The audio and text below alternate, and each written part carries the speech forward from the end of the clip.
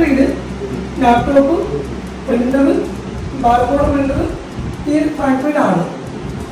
Collection സെന്ററുകാർ മാനുവലായിട്ട് entry ചെയ്യുന്നു.